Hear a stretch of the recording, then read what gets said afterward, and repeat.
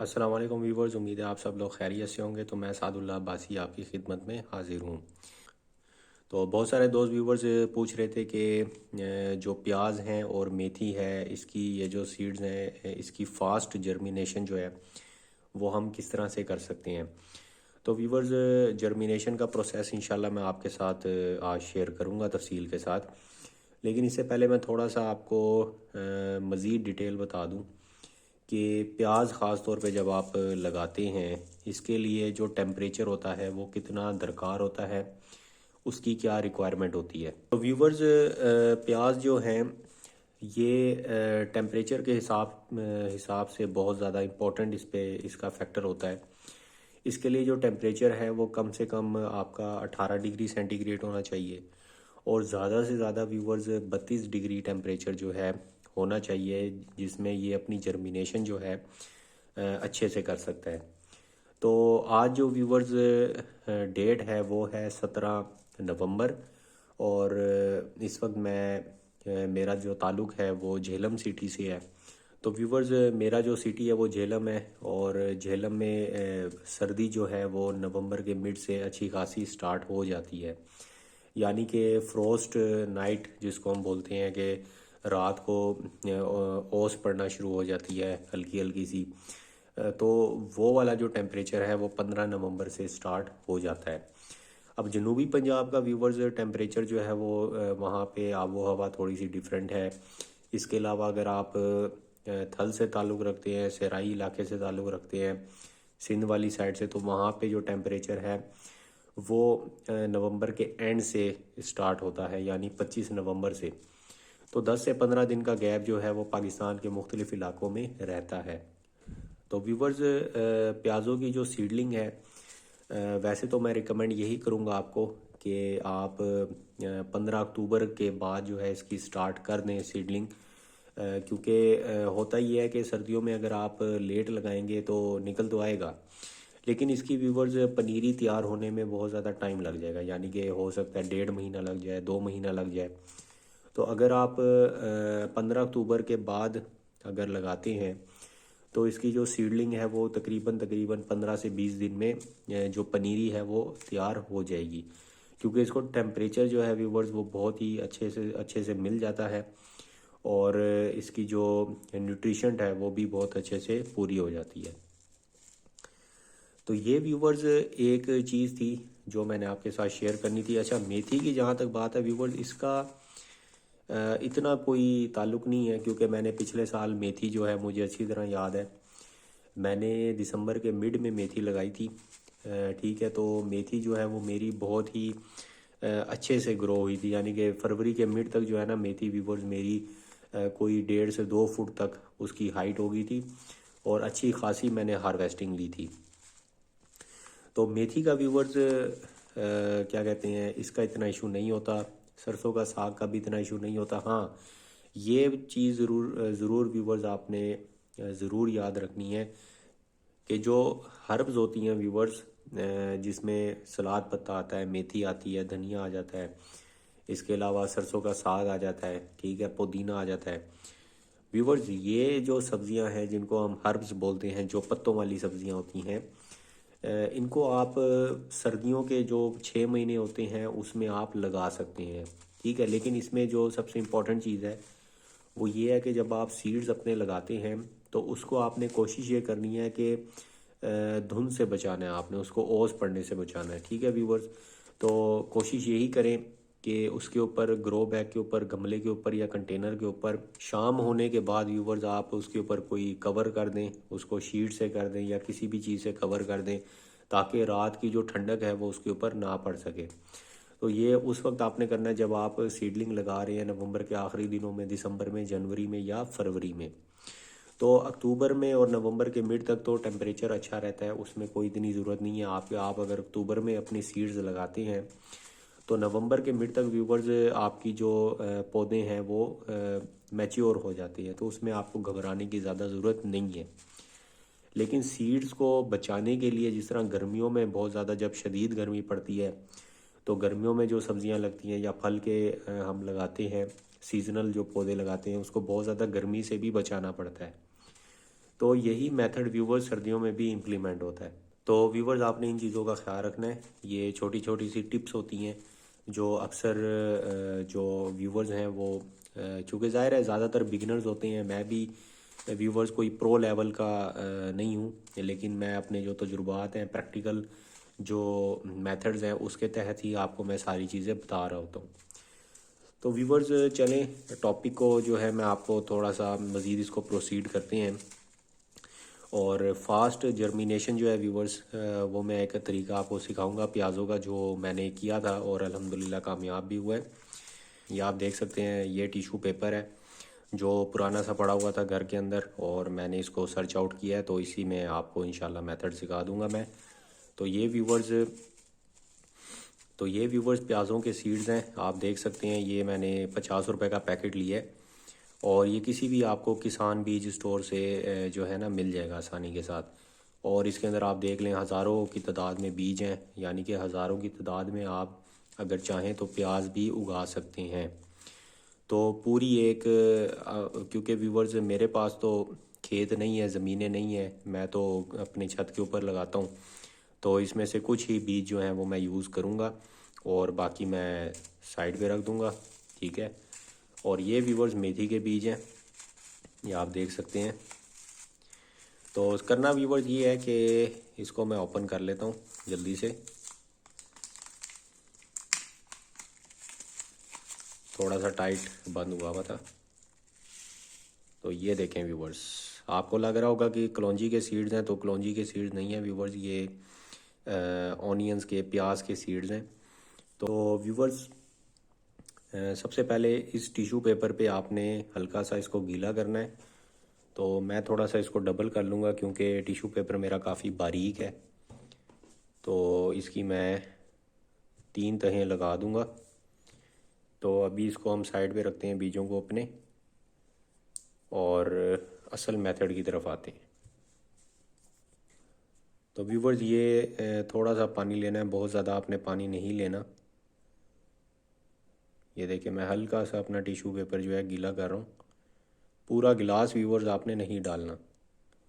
ये देखें हल्का सा मैंने गीला कर लिया।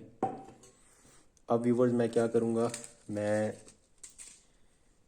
जो प्याज़ों के सीड्स हैं वो मैं इस पे डाल लूँगा। तो ये व्यूवर्स प्याज़ों के सीड्स हैं, ये आप देख सकते हैं। ये मैंने टिशू पेपर पे डाल दिए। कुछ सीड्स मेरे साइड पे गिर गए हैं, चलें कोई बात नहीं, इनको समेट लेंगे बाद में। तो ये व्यूवर्स सीड्स हैं, ये देख लें आप, मैंने रख दिए हैं। इसके बाद व्यूवर्स मैं क्या करूँगा, टिशू पेपर को बिल्कुल आराम से जो है ना लपेट दूँगा। तो ये आप देख सकते हैं टिशू पेपर को मैंने लपेट दिया इस तरह से। अच्छा, इसके बाद व्यूवर्स आपने ये करना है कि ये आप देख सकते हैं, ये मेरे पास ये जिसमें ऐनक आती है ना, जब आप ऐनक बनवाते हैं दुकान से, तो इस डब्बे में मैं इसको रख दूँगा। तो आज मैंने कोशिश यही किया व्यूवर्स, ख़र्चा जो है ना वो बचाया जाए और सस्ते में जो है ना जुगाड़ लगा ली जाए। ये आप चेक कर लें, ये बंद हो गया। इसके अलावा व्यूवर्स एक तो टिशू पेपर वाला मेथड है। अगर आपके पास व्यूवर्स मलमल का कपड़ा है, ये भी आप ये कह लें कि इसी डब्बे में से निकला था ये कपड़ा, ये जिसे हम अपने चश्मा साफ़ करते हैं ना, ये वो चीज़ है। तो मलमल के कपड़े में भी व्यूवर्स आप सीडलिंग अपनी कर सकते हैं। तो ये देखें, इसको मैंने ऐसे फैला दिया। तो व्यूवर्स इस पे हमने क्या करना है, ये प्याज़ों के सीड्स मैं थोड़े से और निकाल लेता हूँ।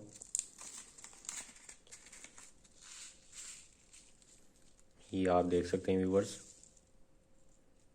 ये सीड्स मैंने यहाँ पे डाल दिए, थोड़े से और ले लेते हैं इस तरह से। इसके बाद व्यूवर्स इस मलमल के कपड़े को आपने ऐसे फोल्ड कर लेना है।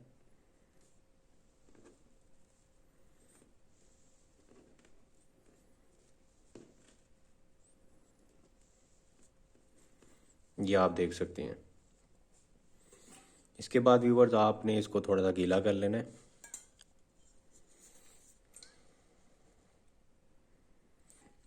तो ये व्यूवर्स मैंने इसको गीला करके थोड़ा सा निचोड़ लिया है।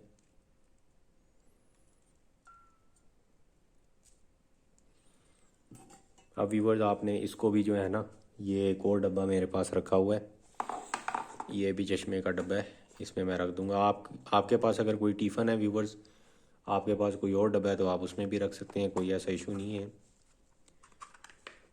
तो ये देखें, ये मैंने रख दिया। इसी तरह व्यूवर्स मैं एक और टिश्यू पेपर लूँगा और इसको मैं बिल्कुल हल्का सा जो है ना व्यूवर्स गीला कर लूँगा। ये चंद कतरे मैंने गिरा दिए पानी के। अब ये जो व्यूवर्स मेथी के सीड्स हैं ये इसमें डाल दूंगा मैं।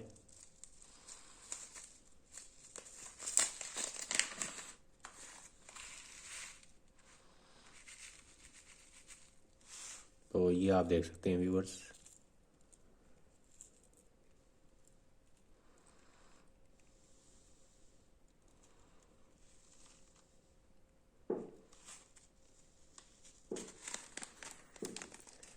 इसके बाद व्यूवर्स टिश्यू पेपर को बिल्कुल आराम से आपने फोल्ड कर लेना है। ये आप देख सकते हैं। और इसको भी मैं, जिसमें मैंने अपने प्याज के सीड डाले थे, इसी में इसको मैं रख दूंगा।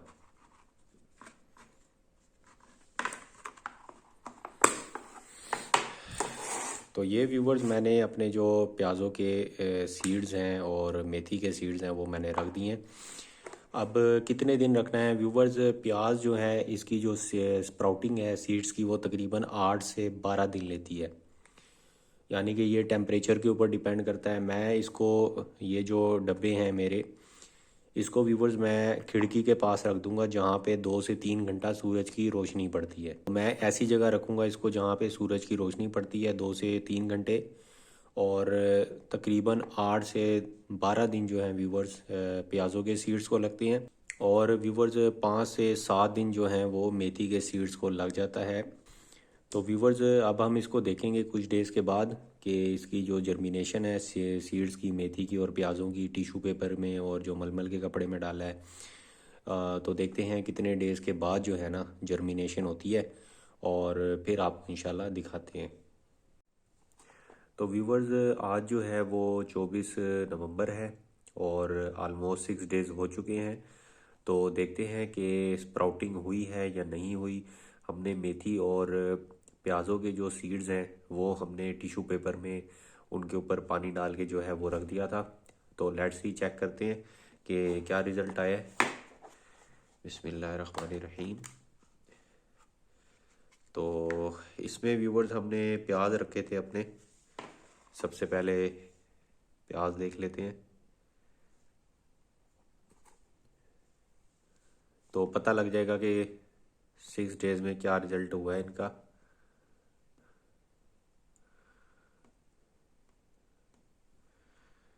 बेहतरीन हो गया व्यूवर्स, बेहतरीन हो गया माशाल्लाह।